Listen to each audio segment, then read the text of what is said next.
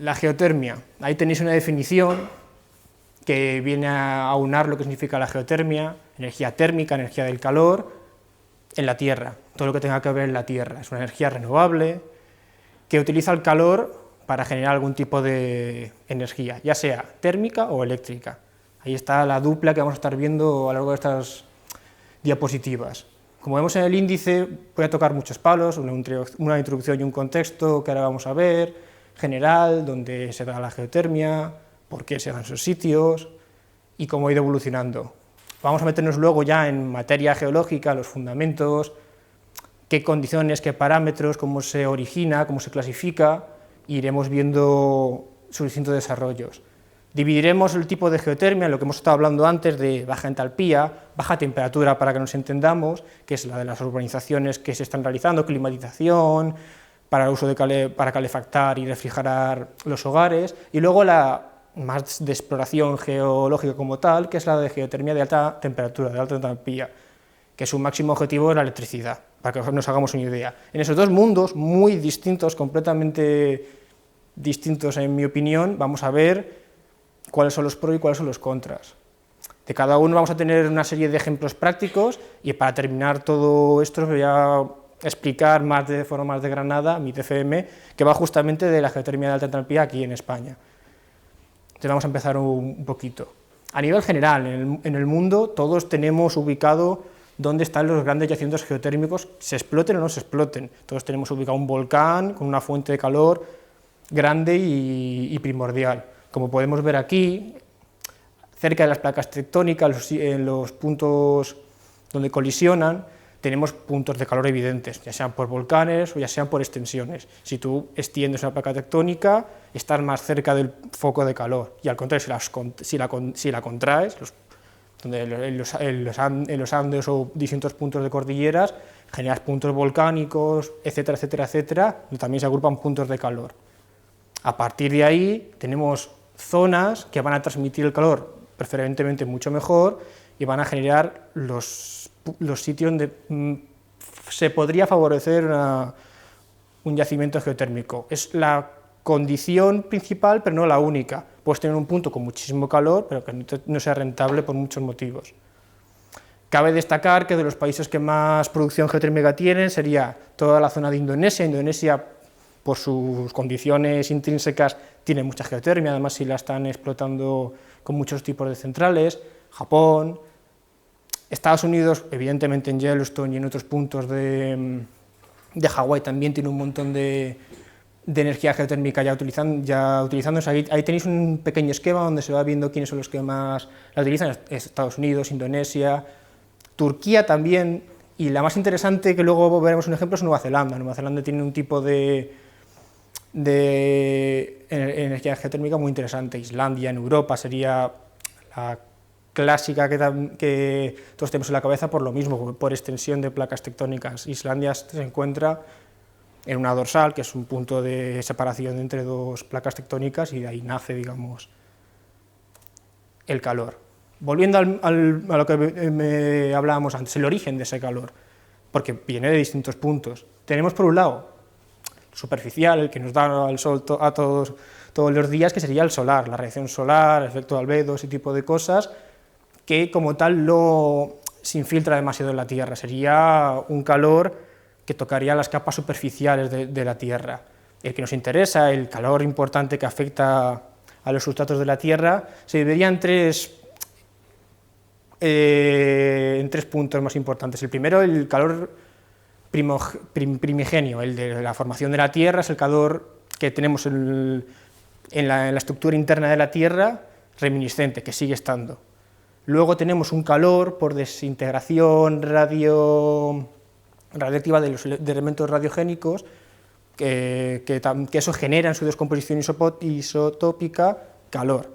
Quedaos con esto, porque esto luego lo voy a ligar con una cosa que tiene que ver directamente con Extremadura y su interés geotérmico. Ese, por ejemplo, es uno que la desintegración isotópica, que interesa para un tipo de geotermia que ahora se está investigando, es innovador en ese sentido. Y luego el clásico el siguiente es por grandes movimientos convectivos de flujos magmáticos, que es el clásico que tenemos todos. A partir de esos 3 movimientos de generación de calor, configuramos lo que sería el origen. Y podemos clasificarlo, como hemos dicho antes, en una geotermia somera, de baja temperatura, de 30 grados, y luego un profundo que se va a mover a partir de los 30 a 90 grados, que sería también de baja temperatura, con una serie de usos directos, ya sea climatización, ya sean pequeños usos industriales, y de ahí para arriba, de 90 a 150, sería de media a alta temperatura, donde ya hablaríamos de poder conseguir a partir de ciertos procesos electricidad, y de ahí en adelante pues, otras formas de obtención de electricidad más rentables. Teniendo este esquema en mente, vamos a ir viendo la utilidad. Como he estado diciendo, aquí tenemos en el esquema una gama muy amplia de abanicos de uso de la geotermia, divididas tanto en su uso directo en energía térmica, que es climatización, usos industriales, calentar el agua, por ejemplo, de peceras, o calentar el agua por usos industriales de piscifactorías, hidroquímicas, todo lo que os podáis imaginar, si es rentable para la actividad que se realice, puede utilizarse. El que más interesa y es el objetivo principal es la electricidad. ¿Qué pasa?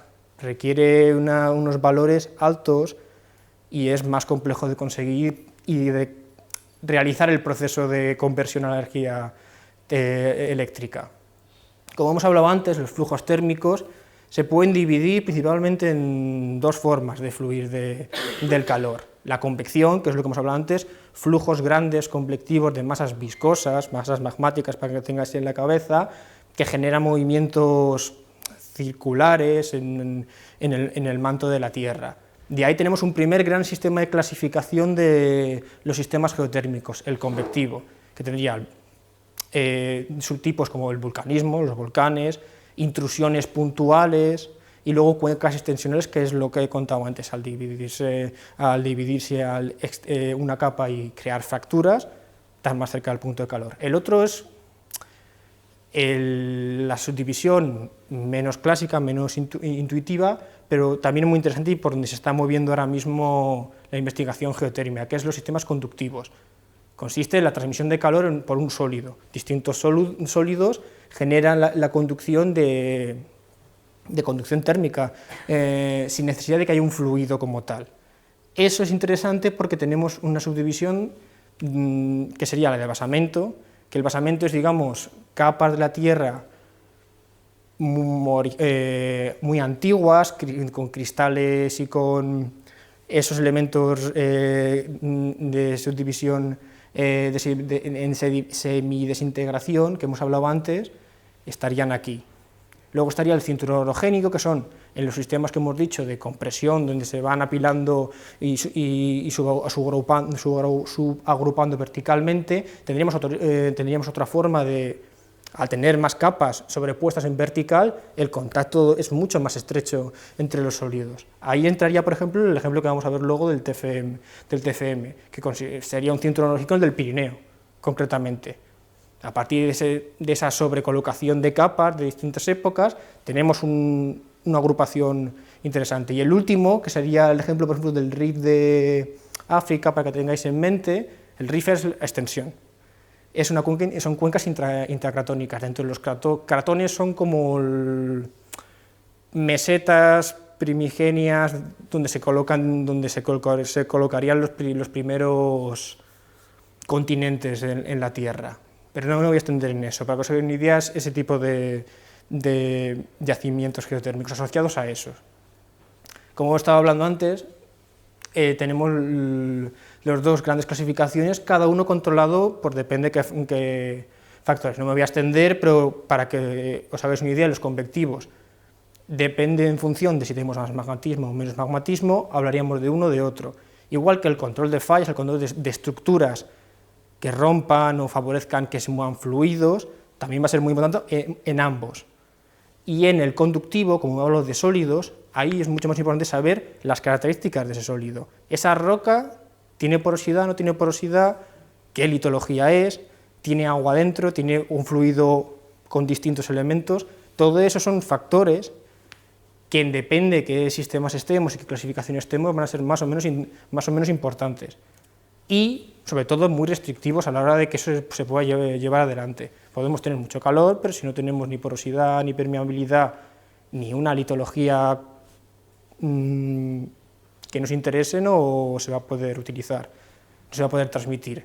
Los ejemplos de los que hemos estado hablando antes, de tipo vulcanismo, Yellowstone en Estados Unidos, que se está explotando con distintas plantas geotérmicas, y Islandia, que vive energéticamente y se abastece ciudades y pueblos con la energía geotérmica.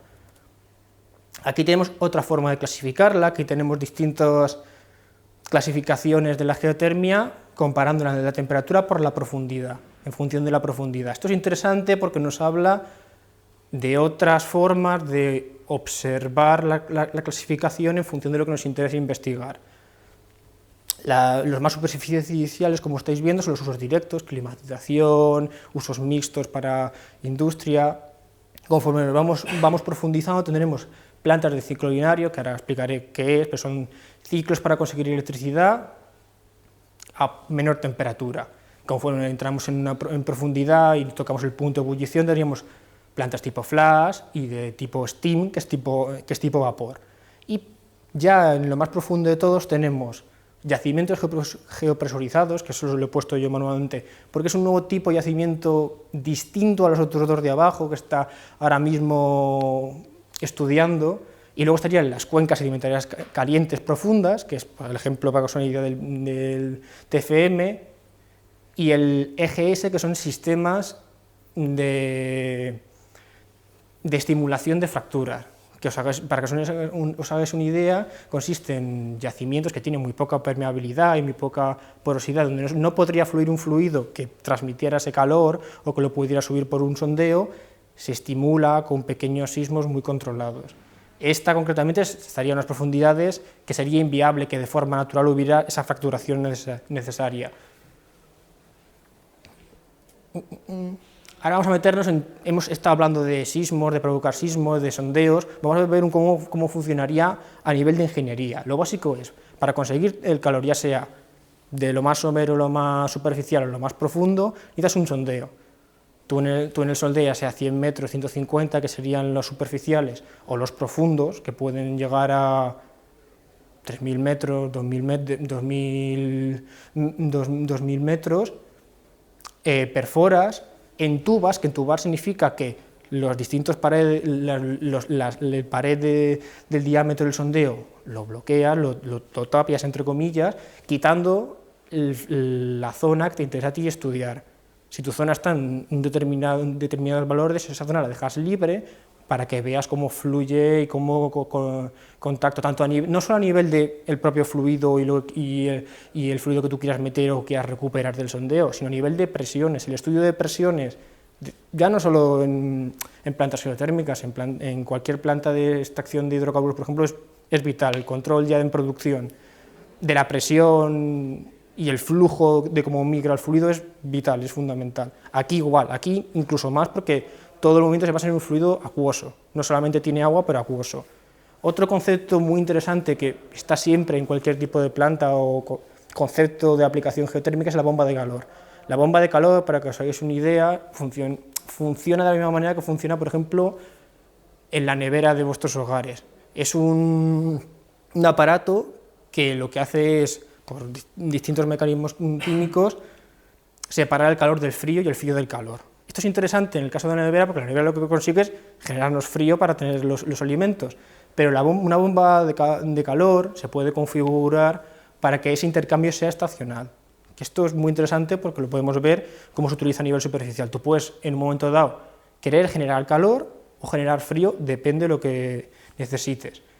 Quitando esto, que es básico, ya sea para conseguir electricidad o para simplemente mover el agua, hay otro concepto que tiene que ver con lo que hemos estado hablando antes de sostenibilidad y los impactos que podría tener la geotermia, que son pocos y menos importantes, pero los tiene como cualquier cosa. Y como hemos estado hablando todo el rato de flujos, fluidos, el agua, que como ya sabemos es un bien escaso, aquí es fundamental. Tú puedes tener un sistema abierto, que significa que tú haces la explotación geotérmica en un acuífero libre, entonces ese agua, con lo que tenga y con lo que tú utilices en la planta, si es abierto, luego lo vas a devolver al acuífero y va a continuar su camino. Ahí, por ejemplo, habría que tener un estudio mucho más importante de los elementos que se realizan en el cambio con la bomba de calor, o con la turbina, o con los distintos mecanismos de la planta, y eso tendría muchas más implicaciones de impacto ambiental. Por lo tanto, en yacimientos geotérmicos más complejos y que tengan mucho más maquinaria e industria, se recomiendan los sistemas cerrados. Los sistemas cerrados, que evidentemente es un flujo de agua, un flujo de líquido que sea, que nunca sale del exterior de la planta geotérmica. Este es mucho más interesante porque elimina casi de facto el impacto ambiental a priori. Profundizando en eso y metiéndonos un poquito más en harina, como he dicho antes, de los 3 tipos básicos de planta con el objetivo de conseguir electricidad, en este caso sería el steam, el de vapor, tipo flash, que es un tipo mixto, como podría, esto es verdad que hay mucha letra y mucho concepto, pero se basa principalmente, cuando tú no tienes suficiente temperatura para que todo el líquido esté en fase de vapor, estaríamos en un tipo flash, que sería un flujo bifásico en líquido y vapor, que sube todo por la bajada de presión, que entonces necesitas una maquinaria capaz de primero dividirte el líquido del vapor, el vapor se va a la turbina, que sube ya para conseguir electricidad, y el líquido, a su vez, o lo reinyectas, o le sometes un poco más de calor para que llegue al punto de ebullición y lo metes en una siguiente turbina. Esto es ir complejizando la planta geotérmica para que te dé calor, aunque tú tengas que perder un poquito en el camino. Las tipo flash son las más comunes porque evidentemente las tipo steam requieren unas temperaturas que se encuentran en menos sitios en la Tierra. De las tipo flash también hay distintas categorías en función de lo complejo que puedas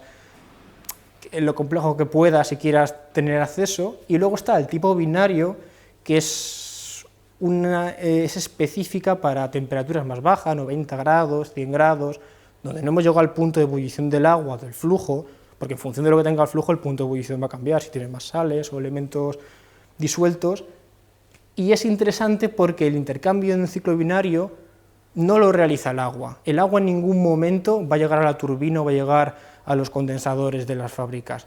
El agua va a entrar en contacto con otro fluido, ya sean, por ejemplo, fluidos de hidrocarburos que tienen un punto de ebullición más bajo, y eso va a hacer que el agua caliente ese hidrocarburo, y ese hidrocarburo ya en estado gaseoso, el que ponga en funcionamiento la turbina.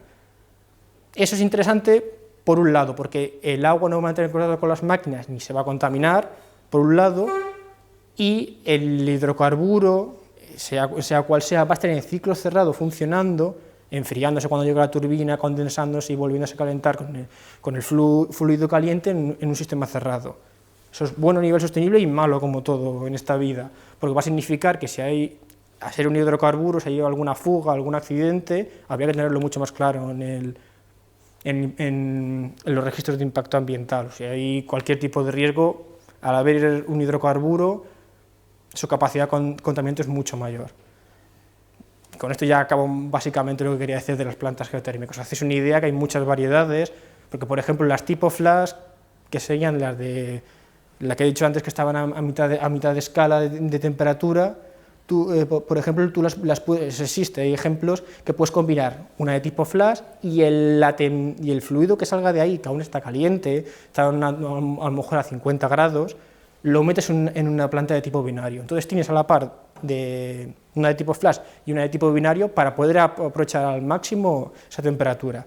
O sea, ejemplos hay los que quieras y los que te den las cuentas, como quien dice. El último concepto interesante y básico para la ingeniería geotérmica y para la geología en general es la conductividad térmica de la litología, que en los distintos tipos va a haber algunas que conduzcan mucho mejor y otras muy mal. Nos interesa que la capa que esté por debajo, la que va a conducir el calor, conduzca muy bien, para que en la capa donde esté el agua o donde queramos hacer nosotros directamente el intercambio, tenga el fluido caliente o esté la propia capa caliente. Y nos interesa, sin embargo, que arriba hay un límite, una capa que tenga una muy mala conductividad térmica, para que sea un aislante. Si tenemos una capa que conduce muy bien y todas conducen muy bien, esto se va a estar moviendo y no va a haber un cuerpo más o menos cerrado donde se quede esa contaminación térmica centrada y y especificada. Eso es importante porque puedes tener un sitio que si estuviera más encerrado por capas aislantes sería rentable económicamente, pero si es muy grande y se va disipando, no hay rentabilidad. Aquí tenemos ya, para irnos metiendo en España, en las condiciones en las que tenemos España a nivel de geotermia, el mapa de calor superficial de la península ibérica. Este, si no me confundo, es de la Universidad de Barcelona, que ha salido hace poco, y indica más o menos cómo estaría a un nivel casi de suelo. Este nos interesa casi más, es el mapa de potencial geotérmico del IGME. Marca básicamente los puntos de mayor interés a la hora de investigar y de explotar. Evidentemente Canarias, que aparece menos representado de lo que es, pero principalmente, y es por lo que aquí tampoco voy a explayar mucho más, antes habéis hablado de Azores. Azores vive de la geotermia de muchas maneras a nivel industrial, pero Canarias, como se desconoce el origen geológico y se ha estudiado poco relativamente, falta mucha investigación de capas de reservorio, de temperaturas, y entonces hay una falta de información que ahora, por ejemplo, se está haciendo. Ahora Repsol sé que está estudiando muchísimo tanto Gran Canaria como Tenerife, porque sabemos que la temperatura está ahí. Pero lo que digo, el resto de factores que no son la temperatura, que son la litología, los acuíferos que hay por medio, es lo que se tiene que seguir estudiando. El resto de la península, Murcia, Cartagena y Almería, por zonas volcánicas, el Cabo de Gata es una zona volcánica, tiene potencial geotérmico. La cuenca de Madrid, el sur, tiene más que ver por zonas, como he dicho antes, de cuencas profundas que puedan tener algo importante, pero es más irrelevante. Galicia, los sitios que aparece, tiene más que ver con lo que he dicho antes de basamento, de zonas que están muy cerca de esas capas cristalinas que se van desintegrando y generan ese calor, y que por encima tienen capas más modernas, detríticas, que tienen buena capacidad. Hablamos de ese tipo. Asociado el de Galicia concretamente a fracturas que generan mucho más centrado. Las fracturas al final son sitios donde baja la presión y fluye agua, fluye un fluido, nunca mejor dicho, que te va a concentrar ese calor, ese flujo de calor. Extremadura está en blanco porque evidentemente no ha habido ningún registro, pero entraría también en lo que hemos estado hablando antes de Galicia en ese sentido. El estudio de los macizos puede permitir ver dónde hay ese tipo de intereses. Cataluña también, tiene muchas pequeñas cuencas asociadas a Pirineos que también tienen mucha rentabilidad geotérmica de baja temperatura, por ejemplo. Tiene varios distritos en varios barrios que funcionan también por geología de baja temperatura. Y ese pequeño elipse que tenéis ahí en el Pirineo son zonas también de cuenca profunda que no me voy a explayar mucho más porque es donde está mi TFM. Aquí tenemos más o menos desglosado lo que he ido diciendo, las temperaturas que se han medido en sondeos o que se estiman, que se pueden utilizar, y pues, es un poco un resumen. Las zonas que pueden estar en La Mancha, por ejemplo, que serían baja temperatura, o por ejemplo, que vaya falta por decir, las zonas, por ejemplo, que están en las manchas, en las mesetas, son baja temperatura y se utilizaría para geotermia de baja temperatura, para climatización. Pero los puntos importantes son los que he mencionado antes. Vamos a meternos ya con la geotermia de baja temperatura. Como he dicho antes, es climatización. Estamos hablando de 100 metros, ya sea con la distribución que os podéis imaginar. Aquí hay de las más sencillas, verticales, horizontales porque a lo mejor te conviene que lo que importe más sea la radiación solar. Hay cilíndricas, hay de mil formas estructurales, dependiendo del contexto de la zona regional o local, o simplemente por viabilidad plausible. Ahora veremos un ejemplo en Madrid, que en Madrid, teniendo el metro, el bus, edificaciones al lado, todo excavado porque hay muchas cimentaciones, no puedes hacer ciertas cosas. Ahí ya más que la geología importa la fontanería o la construcción y la arquitectura. Los parámetros que nos interesan a nosotros, a nivel de geotecnia básica, son temperatura, la conductividad y la resistencia térmica del suelo, la profundidad térmica de la temperatura cuando se mantiene, y las distintas y el nivel freático de la zona. El nivel freático es el punto donde empezamos a tener agua, para que nos entendamos. Y aquí tenemos distintos ejemplos de la emisión del calor que tú recibes del sondeo, cómo lo puedes transmitir tú luego en tu hogar, pero tampoco me voy a meter en la diferencia entre suelo radiante o un radiador o agua caliente. A lo que voy es más importante, que hay que tener claro en la geotermia de baja entalpía y ver por qué es el éxito que ha tenido y tiene ahora mismo, es la que potencialmente está funcionando en España y en general en todos los sitios, es que tiene que ir de la mano siempre para que ahorre costes y el tiempo de rentabilidad llegue antes, porque al final estos proyectos son a priori muy caros, 4 o 5 años, depende del proyecto, hasta que ya te empieza a dar dinero a la urbanización, a tu pequeña casa que está en el pueblo, donde sea. Entonces tienes que combinarlo para que eso baje un poco, ya no solo con geotermia, sino con aerotermia, que es los aires acondicionados, con biomasa, con fotovoltaicas. Si combinas todo eso, puedes hacer juegos como los que vamos a ver ahora, que son muy interesantes, ya no solo para ahorrar la factura de la luz, sino para que funcione mejor. Ahora veremos el porqué. Como hablaba antes de la profundidad térmica, esto es muy sencillo, pero yo por ejemplo no lo sabía hasta que no me dijeron, no caí. Tiene más que ver porque la temperatura que tenemos, el clima que tenemos superficial varía estacionalmente, pero conforme nos vayamos alejando, nos vayamos entrando en la tierra, en el suelo, a partir de 15, 20 metros, se estabiliza.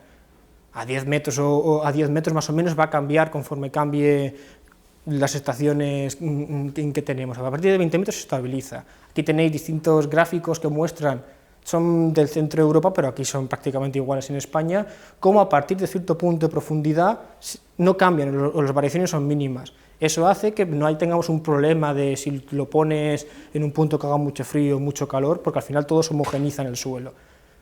Aquí tenemos distintos gráficos que lo que vienen a decir es lo mismo. Aquí tenemos un gráfico de una sonda medida en un sondeo que te indica que la temperatura no se mueve de 12 grados a partir de 20 metros, 15 metros. Esto es muy interesante porque nos habla de la capacidad del suelo de no responder a lo que ocurre en la superficie. Teniendo esto en cuenta y que los límites son, como he dicho antes, 150 a 200 metros, vamos a meternos con el heating and cooling, que es un proceso, que es calentar y enfriar en inglés, que es en esta hibridación de distintas formas de funcionar con la geotermia, consiste en cuando estás en verano tienes una temperatura superficial mayor a la que tendrías en la tierra, en el suelo superficial, bombeas, a partir de aire acondicionado bombeas, que es como funcionan las bombas de calor de los aires acondicionados.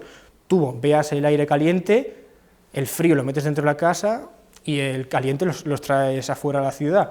Eso ya ha habido debates de que eso crea contaminación a las ciudades y que al final pues, tú te lo estás quedando, pero estás enviándolo afuera y estás generando una contaminación atmosférica general que hace que luego los globos en las ciudades aumente muchísimo más el calor. Eso, por ejemplo, se puede solucionar si la aerotermia la conectas con la geotermia. Si tú ese calor, en vez de expulsarlo afuera de las ciudades, lo inyectas por tuberías y lo metes en el fluido y lo sueltas directamente al acuífero pequeño que tengas a 100 metros o a la pequeña capa, puedes ir recargando de calor en verano tu pequeña parcelita de tierra y luego en invierno esa pequeña parcelita caliente con lo que has ido consiguiendo en verano la puedes reutilizar, no reutilizar, sino está ahí almacenada, autogestionada para poder utilizar en invierno. Esto, que es muy sencillo y parece muy utópico, funciona y como tiene todo el sentido del mundo. Es más complicado que todo lo que estoy diciendo,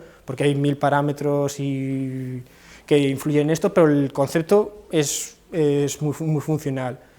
Y se basa justamente en eso, en conseguir ya no solo que funcione mejor, sino que aguante más tiempo, que aguante a lo largo de más tiempo. La geotermia de estándar se tiende a decir que puede aguantar en torno a 25, 30, 35 años. Con esto, pues hacer que se alargue más, porque al final, aunque no reinyectes todo lo que consumes de calor, lo que haces es alargarlo más. En este gráfico, por ejemplo, es un gráfico del Colegio de Geólogos que viene a significar los pautas de temperatura, como veis a la izquierda, con la longitud en metros y cómo va evolucionando con los distintos meses. En enero tenemos picos de temperatura más bajos que van cambiando y se van modificando, viendo cómo va aumentando también en verano. En verano vas inyectando calor, tienes picos más altos, en septiembre, por ejemplo, los puntos donde tienes los sondeos, veis como que hay pequeños mogotes de superávit de calor, que luego nuevamente en noviembre al explotar se vuelven a perder temperatura. Ese ciclo de calor y frío es lo que conviene gestionar y saber utilizar. El ejemplo práctico que voy a poner, que no voy a enrollar mucho, pero es interesante, que está en el centro de Madrid, de muchos ejemplos que sé que se están haciendo en Madrid, y no solo en Madrid, en este tipo de infraestructuras son relativamente comunes estos días. Vemos noticias cada 2x3 de geotermia, se va a utilizar aquí en estaciones de metro. En este caso es el edificio de Canaleja, del Four Seasons de Madrid, como veis está ahí ubicado. Aquí es donde decía, en Madrid, por ejemplo, tú tienes que estar atento a que esté el metro, la estación de buses o distintas edificaciones. Aquí tenemos un ejemplo en el que vemos los dos ensayos principales que se hacen en este tipo de estudios. El test de respuesta térmica, que nos da la conductividad térmica del suelo y la resistencia térmica, y por otro lado, el ensayo que va de la mano es el bombeo. Tú tienes que hacer un sondeo y bombear para ver la permeabilidad de las capas que estás trabajando, la transmitividad y distintos parámetros que ya hay de forma más técnica tienes que evaluar. Evaluar más que nada para ver si tienes que meter 10 sondeos, 15 sondeos, 20 sondeos, para que te dé la productividad que tú necesites.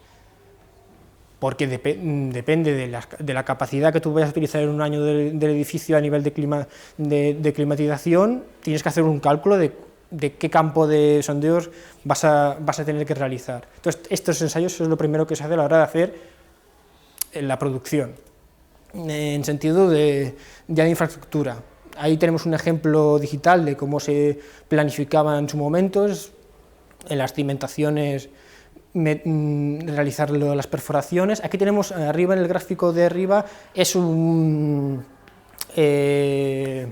gráfico TRT del Four Seasons real, que mide exactamente la conductividad y cómo se mantiene en un punto concreto, que es lo que interesa, que no vaya variando conforme cambies el sondeo de localización. Y ahí tenemos un ejemplo de... Esto es testificación de un sondeo, que es la plantilla donde informas de lo que vas sondeando y lo que te vas encontrando.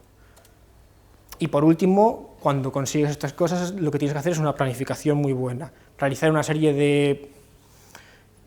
de estudios, ya no solo de los gastos que crees que vas a conseguir, sino del gasto hidráulico, cálculo numérico, y luego una serie ya no solo factores geológicos internos, sino también de propia infraestructura de fontanería. Terminando con algo que simplemente voy a dejar de anotación, porque tiene más que ver con arquitectura y con constructores, que son las cimentaciones termoactivas, que son cimentaciones que sus características de construcción favorecen la conductividad térmica. No me voy a meter, pero hay un mundo mucho más grande de tipos de hormigones, funciones que tienes que meter en las propias vigas para que conduzcan mejor, etcétera, etcétera, etcétera. Pero es una cosa que se está utilizando mucho y que conviven el mundo de la baja temperatura con la arquitectura o la construcción. Vamos a meternos ya en la geotermia de alta temperatura, que como veis tiene su propia clasificación, es un mundo aparte, ahora es un mundo más ligado a los hidrocarburos, a la exploración geológica que os podéis imaginar del mundo del petróleo. Esta ya es geología densa, dura, y como podemos ver tenemos baja temperatura de menos de 25 grados, medias de hasta 220, 225 y luego de alta temperatura con valores que pueden llegar hasta 330 grados. Aquí cabe resaltar que el límite como tal, más que algo teórico, tiene más que ver con la producción en el sentido de los materiales cuánta temperatura aguantan. Porque sí ha habido algún caso en plantas destino, incluso prácticas de laboratorio, que a partir de ciertas temperaturas, esto ya no me acuerdo exactamente, a partir de ciertas temperaturas los materiales empiezan a fallar, se empiezan a descomponer, a entrar en fusión. Y entonces ahí sí es más complejo, en ciertos momentos la temperatura es tan alta, la rentabilidad no te va a valer porque vas a descomponer mucho más rápido cualquier parte de la infraestructura. Esto también cabe resaltarlo de vez en cuando. Por eso cuando se hacen aleaciones de nuevas tecnologías es interesante porque te permite avanzar más tanto por debajo, como he dicho antes, por los ciclos binarios, tanto por arriba, que es más extraño porque hay menos casos. He hablado antes del mundo de los hidrocarburos.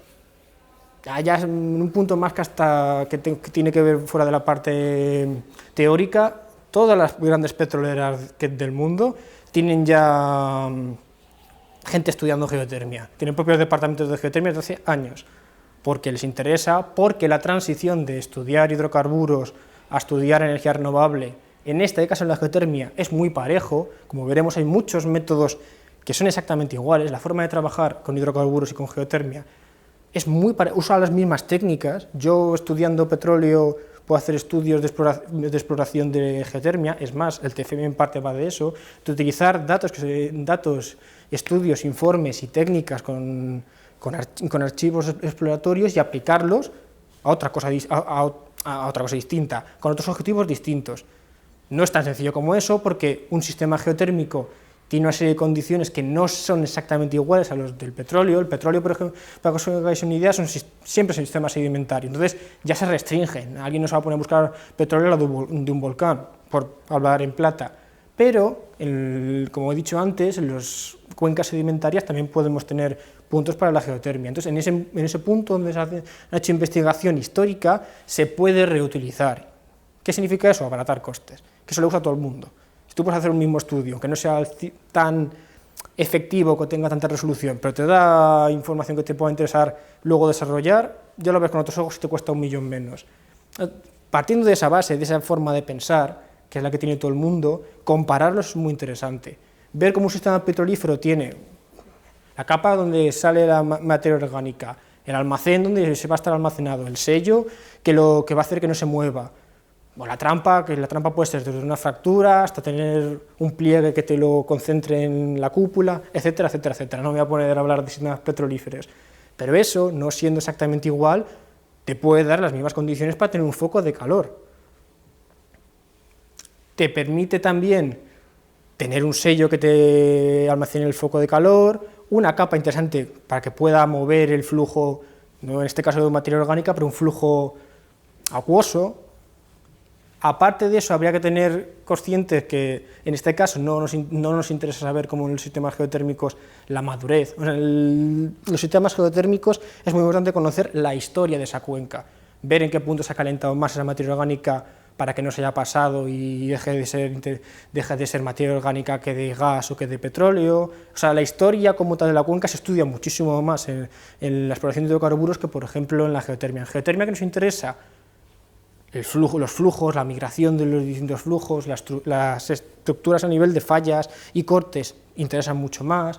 Interesa también muchísimo más el gradiente geotérmico, el gradiente conforme tú te vas bajando de metros, aumento o disminuye el calor. Eso nos interesa porque es básico, es lo que nos va a marcar si tenemos o no tenemos el origen de la energía que queremos explotar.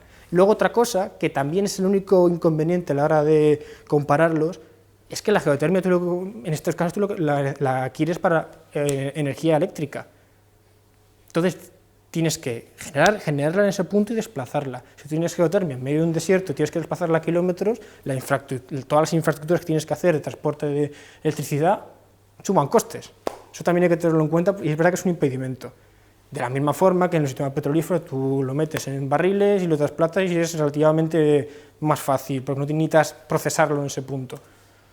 Entonces, teniendo esto en cuenta, las distintas fases de un proyecto que ya ha ido ampliándose caracterizarían por una fase de exploración, de investigación, con toda la información histórica, con distintos puntos que iremos viendo ahora, una fase de investigación de producción, de hacer sondeos que te permitan ver cálculos ya más de planta en funcionamiento, y aquí es donde se desarrollarían todos los estudios ambientales necesarios, en esta fase ya donde ya estamos viendo las limitaciones, la amplitud, lo ves todo mucho más claro. Una fase de exploración, al final, no tienes muy claro la cuantiabilidad de todo lo que vas a llevar luego en práctica. Y luego está ya la fase de desarrollo, la fase de producción como tal de la planta geotérmica y la explotación del recurso. Aquí vemos más o menos que hablamos de tiempos muy grandes, de 6, 7, 8 años. Casi 5 sin tener una valorización ni una repercusión, ni obtener beneficios. Eso ya nos habla de cómo este tipo de estudios son muy caros. Entonces, también es otra cosa que se liga mucho con los hidrocarburos. Los hidrocarburos funcionan de la misma manera. Tú haces estudios, te gastas muchísimos millones en mucho tiempo hasta que uno funciona y da rentabilidad, y es verdad que da muchísima rentabilidad, pero hay el porcentaje de éxito con el de fracaso es muy bajo. Entonces, esto ya tiene más que ver a nivel económico, a nivel de cómo funcionan ya luego los distintos departamentos que no tienen que ver con investigación científica, que se parecen bastante. La fase de exploración, volviendo ya a la ciencia, hablamos de geología, de cartografía en campo, de ver las rocas y ver los efectos de lo que la temperatura puede afectar a ellas. Aquí no voy a meter, pero hay mundos y pequeños departamentos que estudian partes de la geotermia mucho más específicas. La geoquímica, por ejemplo, la parte de química aplicada al agua que tenemos en los acuíferos es súper importante. Yo esto lo desconocía, pero los geotermómetros, tú haces un sondeo y ves que hay un acuífero y ves agua, no solamente puedes marcar que hay agua, sino coger un poco de agua, medir las temperaturas y si coges una muestra de agua, puedes hacer estudios isotópicos que te pueden decir ese agua, qué temperatura ha estado, te pueden dar mucha más información interna de cómo se mueve el acuífero que te permite delimitar dónde puede haber habido un foco, todo ese tipo de cosas. Y ya no solo eso, sino, esto es importante en producción y de geotermia o en cualquier otro ámbito, tiene más que ver ese agua, aparte de agua como tal, tiene sales, tiene elementos metálicos, tiene otra serie de cosas que cambian la composición del agua a la hora de luego entrar en vapor. Luego ya evidentemente tenemos todo el modelaje del modelo numérico, dinámico, de flujos, de migraciones, hay modelos, todos los que queráis y más. Y luego ya hablamos al final de todo esto, la fase de exploración termina con el sondeo, hacer un primer sondeo en un punto que tú crees que es interesante, y si sale bien y los datos teóricos se cruzan con la realidad, pues ya continúa con el resto de fases que hemos visto.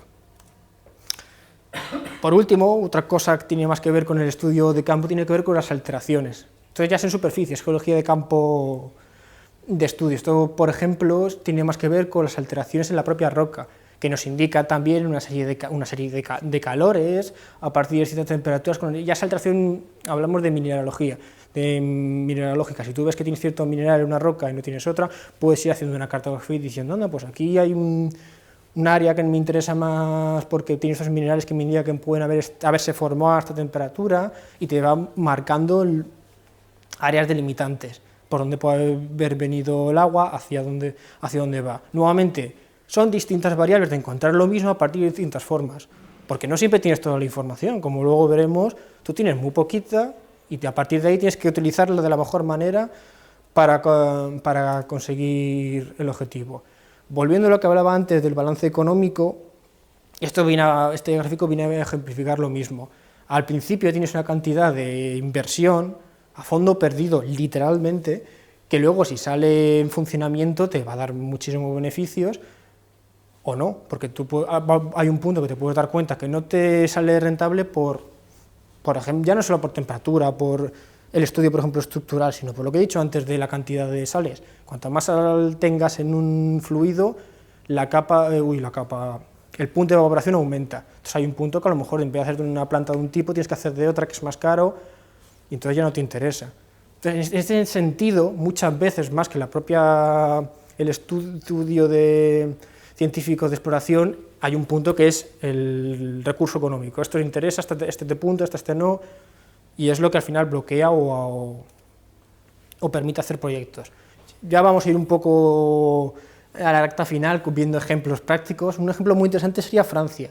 Francia, por ejemplo, funciona, toda la parte de París al norte está bajo la cuenca de París, que es una cuenca sedimentaria de mucho espesor, no sé si son 2.000, 3.000 metros, donde se lleva utilizando desde hace muchos años la geotermia somera e intermedia para climatizar París. Hay muchísima infraestructura muy moderna en París y mucha funciona justamente desde la cuenca de París. Aparte de eso, también hay muchos estudios en la parte del Pirineo, de Burdeos, de la parte sur, porque cómo funciona la tectónica de subducción. Es interesante porque a la hora de, esto ya va más que hay un interés de que ahí puede haber un potencial de la misma forma que lo hay en nuestro Pirineo español. Entonces, de la misma manera también hay estudios en Francia. Otro ejemplo de esa subducción que estoy diciendo, cuando colapsan y se van formando apilaciones, es en Nueva Zelanda. Nueva Zelanda funciona de la misma mecánica, son capas compresivas que han formado distintas fallas en superficie y que tienen una capacidad y unos recursos geotérmicos alucinantes. Entonces, como se puede ver en esa imagen de ahí, hay toda una franja muy delineada en Nueva Zelanda, donde tienes unas plantas geotérmicas cada kilómetro, cada 3 kilómetros. Nos habla de que a lo largo del mundo mismas formas de contextos geológicos nos ayudan a ver dónde podría, ya a un nivel más estamos hablando ya de distintos enfoques y escalas, en este sentido son escalas mucho más grandes a nivel de países, pero hablaríamos de que a partir de 2 puntos igualitarios puede haber los mismos componentes para conseguir geotermia o cualquier otra cosa o no. En este sentido, Nueva Zelanda sí que tiene el recurso mucho más útil. Otro ejemplo que tiene más que ver con lo que hablamos de cuencas es Estados Unidos. Estados Unidos, fuera ya de Yellowstone, que es un punto caliente maravilloso hablando en términos de geotermia, tiene zonas en California. En California también y en Los Ángeles es una zona también de desarrollo geotérmico muy bueno por la falla de San Andrés, que aparte del movimiento de flujos hace que fluya la temperatura y que tenga una conducción mucho mayor. Salton Sea, por ejemplo, es un campo de producción de geotermia, que ahora veremos una foto, que es interesante ya no solo por eso, sino por una cosa de extracción de minerales, de elementos metálicos, que ahora veremos. También tiene que ver que este estudio de cuencas, que es relativamente moderno, ya se lleva a la práctica. En Estados Unidos, por ejemplo, hay una cuenca que es Sankara, o Ankara, no me acuerdo el nombre, que también se está estudiando de la misma perspectiva de, no tanto convección magmática, sino de estudio de conducción. Aquí está, esta imagen es de Salton Sea, si no me confundo, y tiene que ver a la hora del desarrollo de una producción geotérmica, lo que he dicho, cuando no solamente es agua de lo que tenemos en el flujo, esos distintos elementos, ya sean sales, ya sean elementos metálicos, por distintas presiones, temperaturas, algunos se van condensando y se van precipitando. En este caso son tuberías que se han tenido que cambiar para que pueda seguir funcionando con la rentabilidad y eficiencia que necesitan. Tenemos ahí centímetros precipitados ligados a ese flujo y ese acuífero interno. Eso nos lleva a otro punto que no me voy a meter, que es asociados al recurso de geotermia para electricidad o para energía térmica, hay explotaciones de elementos minerales, estroncio, litio, sales, hay gran cantidad, con mucha cantidad, quiero decir, y explotaciones hay ya varias, hay estudios para este tipo de extracciones de elementos. En Estados Unidos, en Francia se está investigando bastante. Muchos están viendo eso, otras formas de, aparte de conseguir el primer objetivo que necesitan, poder extraer los distintos subproductos, porque además ahora mismo nos interesa muchísimo conseguir todos los elementos que se puedan de la manera más, o que sea reciclar del reciclar. Y otro punto que tampoco me he metido, que tenía más que ver con la geotermia de baja temperatura, son las redes de distrito de calor y frío.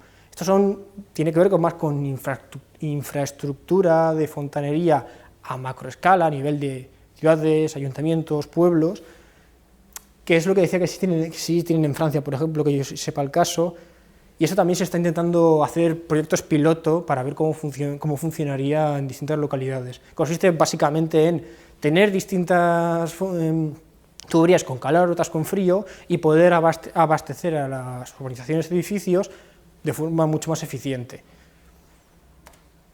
Ya voy a meter el final, no sé cómo voy de tiempo, pero ya voy a la recta final del proyecto TFM. Este proyecto nació con la idea que os he ido contando un poco, os he ido salpicando, que es toda esta información que tenemos de hidrocarburos y de exploraciones por distintas maneras, ¿por qué no lo podemos aplicar para la geotermia?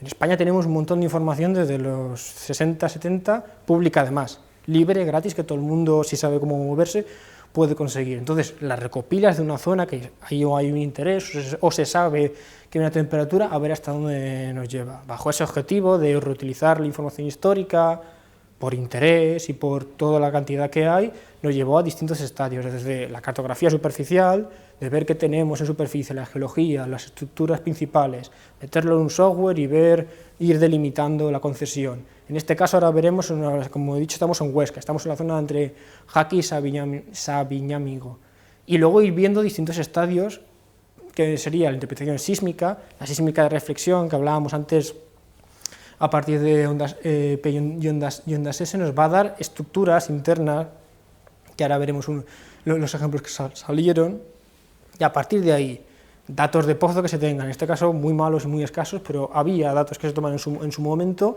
hacer un modelo y hacer unas evaluaciones a partir de los datos que han conseguido para ver si en distintos puntos del yacimiento habría interés geotérmico o no. Este es el flujo que salió al final después de mucho trabajo y que uno de los grandes éxitos que conseguimos es que interaccionaba los distintos software bastante bien, porque como veis hay varios nombres, cada uno funciona y da archivos y documentos de distintas maneras y tuvimos que hacer distintas bases de datos, pero lo bueno es que sirve, conforme vayas actualizando datos, te sirve y puedes irlo introduciendo. Entonces, eso te permite que una vez tengas montado toda la cadena, desde el primer software hasta el último, irlo modificando, ya sea en exploración o en producción, mucho más sencillo. Cuanto más información tenga, la puedes plasmar y ver de distinta manera. Pero antes de seguir hablando de cómo funcionan los flujos de trabajo, voy a meter un poco más en la zona.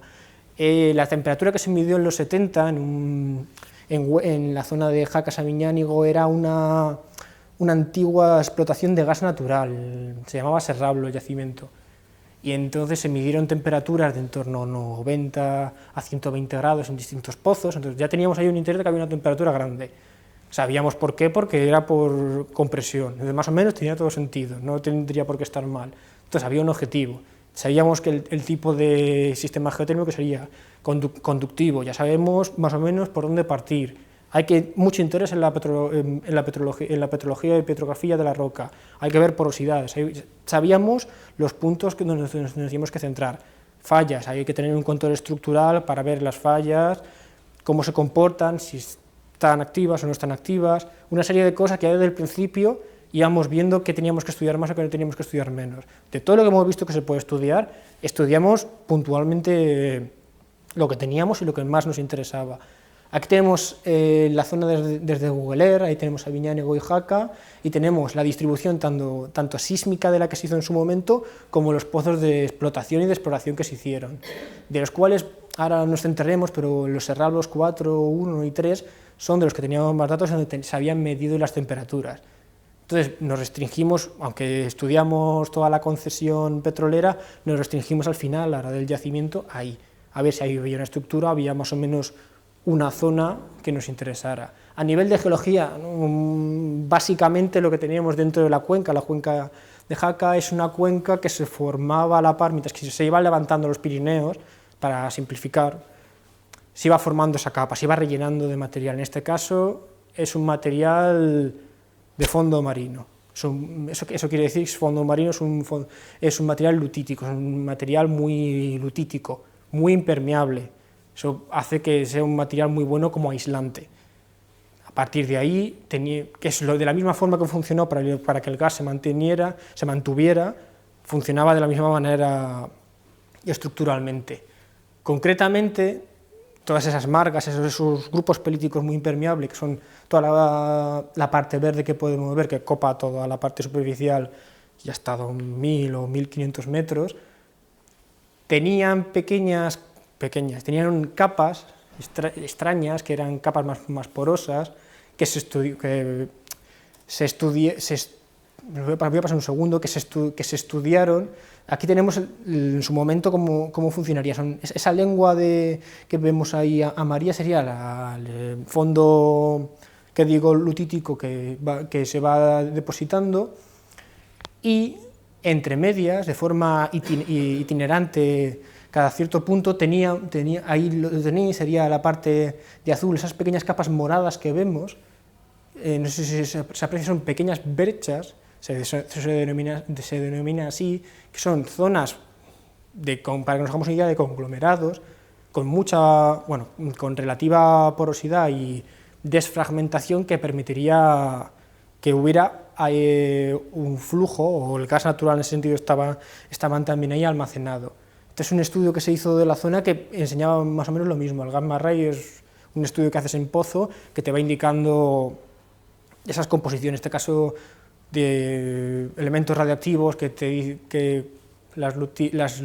bueno, no me voy a poner a explicar exactamente eso, pero a lo que voy es que dentro de esas capas superimpermeables había capas pequeñas, pero muy aisladas, de zonas permeables y porosas, que es donde estuvieron en su momento los campos, la explotación de gas natural. Ahora, como curiosidad, se utiliza y se está utilizando como almacenamiento de gas natural. O sea, esas capas, megabrechas o brechas, llamémoslo así, se utilizan actualmente no para extraerlas, sino para almacenar el gas natural, y que se utilice cuando se necesite. Nuestro yacimiento geotérmico estaba aún más abajo, estaba entre esas brechas y más abajo en otras zonas, pero el funcionamiento es el mismo, la mecánica es la misma. Aquí tenemos el ejemplo, o sea, para que os hagáis una idea, la parte azul, que sería la que está por debajo, la que está ya presente, donde estarían medidas las temperaturas de 90 a 125 grados. Justo por debajo, donde está esa gran capa o sistema de fondos marinos. Todo esto, que al final es geología de campo, nos quería decir que teníamos concretamente entre 3.500 metros y 4.000 metros, una zona medida con buena temperatura, donde por encima teníamos una zona impermeable, básicamente. Por encima teníamos las pequeñas zonas donde se había encontrado gas natural, por eso se investigó y se llegó hasta ese punto de máxima profundidad, y teníamos una zona delimitada al este de la concesión con interés.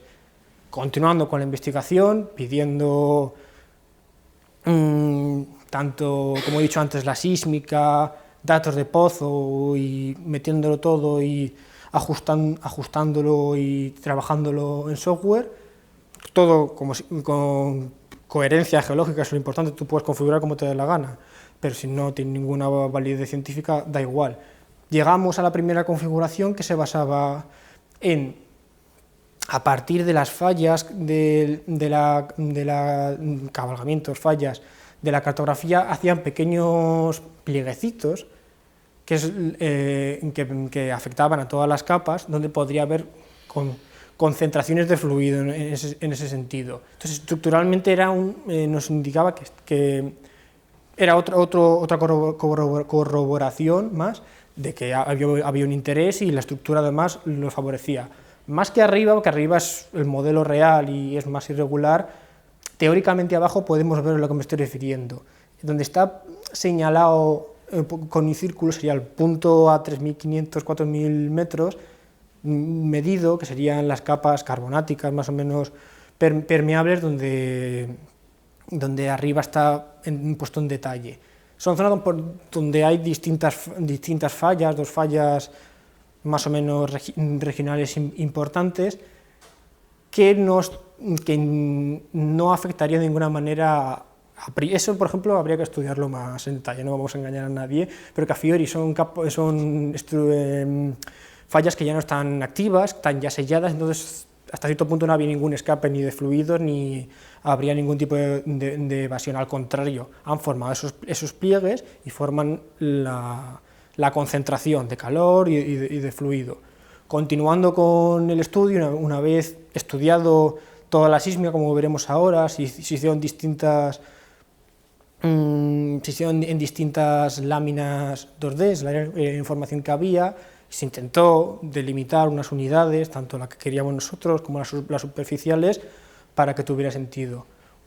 A nivel de metodología, para luego llegar a una evaluación de rentabilidad y viabilidad, principalmente se hicieron bases de datos a partir de los modelos que se hicieron, tanto geológicos como en bloques. Tú al final, para evaluar, no puedes poner un bloque sin más, tienes que hacer un cubicar, si es un cubicar, haces un modelo con pequeños bloques y a partir de ahí haces estudios numéricos matemáticos, de forma relativamente viable para que el ordenador no reventara. Se cubicó el yacimiento para meterlo en una base de datos y que luego se metiera en otro programa. Pero viendo ya los resultados de todo esto lo que os he contado es metodología y cómo se fue procediendo a partir del distintos software. Estos son ya los resultados finales que se consiguieron. Desde el primero, que es los sondeos en su momento de los 70, hacer una primera correlación para que los sondeos que tenemos puntuales tuvieran continuidad lateral, porque si es un sondeo y otro sondeo pero no tienen relación, si no hay flujo de ningún tipo, no hay comunicación, no vale de nada.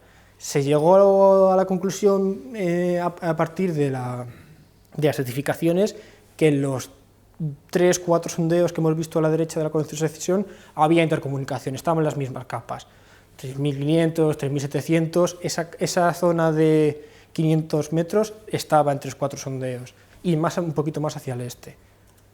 A partir de esa viabilidad, estos tres fueron los pozos que nos interesaban porque tenían la mayor claridad de datos, la mayor cantidad de datos tomados en el sondeo con distintas sondas, como veremos ahora. Entonces fueron los que se utilizaron para el estudio, se llaman diagrafías del sondeo. Concretamente esta de Serrablo 7 nos daba tanto datos de porosidad como de densidad, como de velocidad sónica, que es la velocidad por la que pasa la roca, que nos daban muchísima información, algunas negativas, otras positivas. La que nos daba, por ejemplo, el sónico es que las capas, ya todo esto a partir de ahora son datos restringidos a 4.000, 3.500 metros, para que os ubiquéis, sería dentro de la zona donde está el interés geotérmico en todo caso. Tendríamos unas capas muy compactadas, porque los valores sónicos que se ven por ahí son muy compactos, tiene sentido, estamos a 3.000 metros, todo está sometido a muchísima presión, pero tenemos pequeñas líneas, como podemos ver, de bajadas, en este caso de subida de sónico, pero bajadas de distintos valores que indican que hay unas fracturas dentro de los carbonatos por donde hay aumentos de porosidad. Eso nos interesa porque eso permite hablar de que hay una porosidad formada por fractura. Y eso nos habla también, como nos habla la resistividad, de que hay un líquido acuoso dentro. A partir de ahí nos indica que a lo mejor los parámetros no son idóneos, porque lo idóneo siempre es tener cuanta menor compactación para que luego el flujo pueda moverse más libre, pero al final si hay fracturas que se interrelacionen se van a poder mover, se van a poder abrir lentamente. Entonces, viendo que esto era otro paso más adelante, de que a priori si hay fracturas que permiten esa movilidad, aunque estemos a 3.500 metros, 3.600, seguimos adelante. Esta es ya una breve pestañita de cómo trabajamos la imputación sísmica, de eso que me hablaba de esas láminas distintas ubicadas por la que pasaban los puntos de perforación. Se hizo un estudio de unidades sísmicas para diferenciar primero las estructuras grandes, las fallas que iban agrupando, iban apilando las capas, y luego las unidades básicas que nos interesaban. Para que os hagáis una idea, la verde clarito y la verde serían la capa techo, el techo de la capa que nos interesa a nivel con el yacimiento. Entonces se hizo un estudio lo más complejo que se pudo, dentro de que eran datos muy antiguos y muchos sin seguir procesando todo lo que se podía haber procesado, pero se consiguió delimitar, que era el objetivo. Se metió todo en el modelo, las distintas capas, y se hizo el modelo final geológico. Aquí podemos diferenciar, aquí se puede ver todo lo que estoy diciendo en palabras, podemos ver la capa verde oscuro, que es el grupo este de margas y lutitas marinas, que como veis es súper, tiene muchísimos metros de profundidad. la capa verde claro y morada, que son distintas clasificaciones, donde estaríamos en los entornos, en las profundidades que nos interesan a nosotros, y luego ya los distintos sondeos con la información empírica, porque esto es ya algo que hay que tener claro. Aquí, como habéis visto, hay un punto que empiezas a meter datos en un software y vas a encontrar todos los valores que tú puedas ir queriendo. Entonces, siempre que tiene que haber un punto, tienes que tener muy clara la información que has conseguido de forma veraz, que en nuestro caso eran los datos de cartografía superficiales, los sondeos y 4 datos reales que fuimos viendo en un informe de destificación. A partir de ahí, tú tienes que tener bien claro cómo configurar para que te den datos los más reales posibles, aunque sean negativos, o aunque te digan que la rentabilidad no sea tan alta. Pero hay que tenerlo claro, porque si no, en software tú puedes trastear lo que quieras. Este es el corte que hemos visto antes del yacimiento como tal, que me enseña los dos pliegues en el techo de la formación, y a partir de ahí aquí tenemos un pequeño vídeo, si se puede ver, que es otra vez recapitulando todo el proceso desde el inicio hasta el final.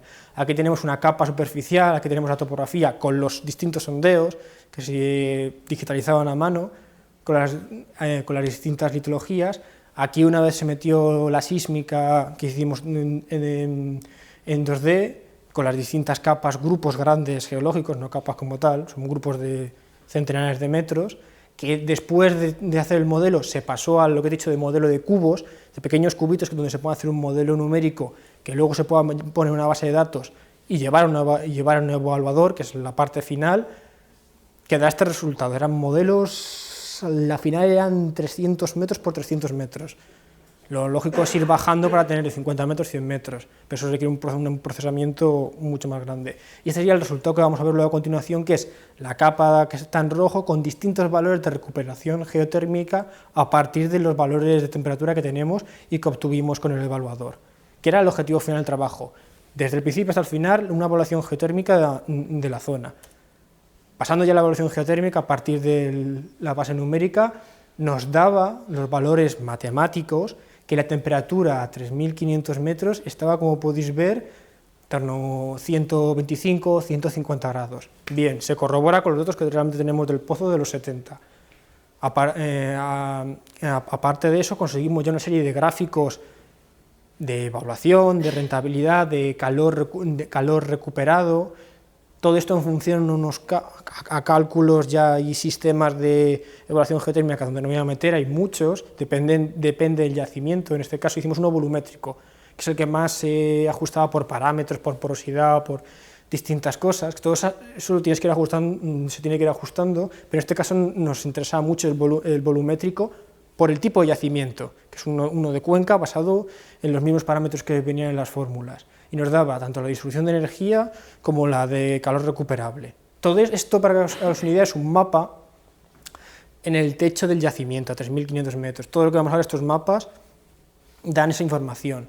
¿Dónde interesa? Son mapas que te van indicando dónde habría más recuperación y dónde habría menos recuperación en función de todos los datos que tú has ido metiendo. Aparte de eso, aquí tenemos el mismo mapa con las temperaturas. ¿Qué temperatura estaría en esa capa? En ese punto a partir de 3.500 metros. Veis, en función de los valores nos movemos en 160, 150 y 155 grados. Es un poco elevado, pero estamos hablando de una diferencia de 10 grados o 15 de error, que es bastante poco. Y sobre todo, que se corrobora con los datos que tenemos reales. Entonces, al final de todo esto, llegamos a los modelos finales que hemos enseñado, que es exportando los datos que obtuvimos de evaluador, los metimos en el modelo y pudimos ver de forma muy visual dónde era interesante hacer un sondeo para explorar y seguir trabajando y poder poner una planta, dónde habría que seguir trabajando y dónde no es interesante. Básicamente, las conclusiones ya del propio TFM nos indicaban que había una viabilidad, había un recurso geotérmico de mediana temperatura, porque hablamos que la recuperación real sería 110, 120 grados, que sí daría para producción eléctrica, ciclo binario que hemos estado viendo, tipo flash en ese margen, y todos los procesos que veíamos hablamos de un recurso muy amplio, no daría a lo mejor para abastecer ciudades, pero sí a pueblos, por ejemplo, los pueblos de Jaca y Sabiñánigo, que estaban cerca, estaban relativamente cerca, sí podría darles producción eléctrica de forma holgada relativamente. Pero aparte del propio estudio de la zona, lo que más nos alegró es poder ver que todo el proceso que estaba contando se podía realizar y se podía llevar a cabo casi de forma milagrosa en algunos sentidos, porque parecía complicado. Y se ha podido utilizar y se ha podido modificar. A posteriori se han podido cambiar valores desde el inicio del proyecto sin tirarse tardes y tardes cambiándolo. Porque lo que he dicho, esa forma itinerante y casi transversal en la que te puedes ir moviendo por el flujo de trabajo. Y aparte de eso, el método volumétrico se demostró que también funcionaba en este tipo de reservorios. Ya se había comprobado, pero interesaba ver que funcionaba tanto en exploración, como he dicho, como en producción. Esto tiene más que ver porque, como he dicho, que tú puedes ir actualizando los datos. En el supuesto caso que se dé una planta ahí o en otro sitio, tú sigues actualizando los datos y puedes ir viendo, no en tiempo real, pero puedes ir viendo la evolución de la recuperación, como hemos visto antes, en función de estos mapas. Estos son mapas 3D que tú puedes ir viendo y acercando. Esto es exploratorio, pero con datos cuanto más datos precisos les des, más información puedes ver y más capacidad vas a poder tener tú, tanto como técnico, como lo que seas, para tomar mejores decisiones. Yo creo que ya, si no se me ha olvidado de nada, yo creo que ya he terminado.